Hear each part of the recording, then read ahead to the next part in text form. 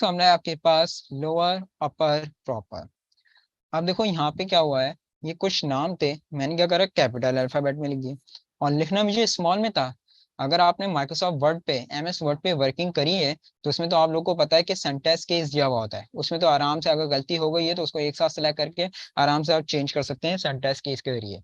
लेकिन अगर बात करें एक्सेल की, तो यार एक्सेल में हमारे पास कोई भी सेंटेंस केस होता ही नहीं है। तो यार अब क्या करें, ये तो गलती हो गई, लिखना मुझे स्मॉल में तो मैंने कैपिटल में लिख दिया है।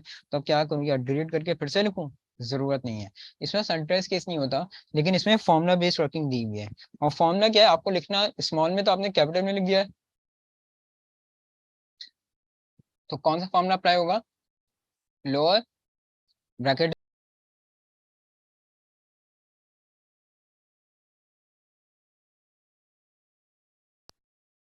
Select the text, bracket close, then enter. तो ये देख लीजिए, उसी टेक्स्ट को क्या करेगा वो, स्मॉल में कन्वर्ट करवा देगा। अगर मुझे लिखना था कैपिटल में और मैंने लिख दिया स्मॉल में, तो अब क्या करूं? तो फिर upper, bracket start, select the text, bracket close, then enter. तो उसी टेक्स्ट को क्या करेगा वो, कैपिटल में कन्वर्ट कर देगा। और अगर मुझे प्रॉपर लिखना था, प्रॉपर इंग्लिश क्या होती है स्टूडेंट, बताओ मुझे जरा, प्रॉपर इंग्लिश क्या होती है?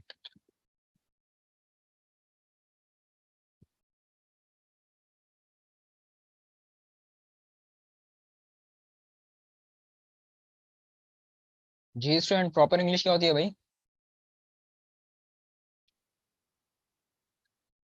Very good, first capital first capital होता है और बाकी सारे स्मॉल होते हैं।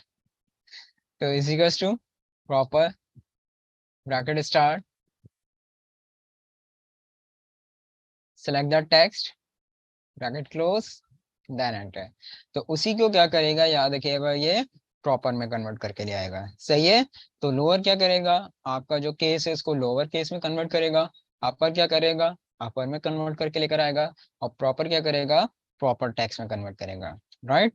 तो इस तरह से आप आराम से सेंटेंस केस इसमें चेंज कर सकते हैं विद फॉर्मुला बेस्ड वर्किंग।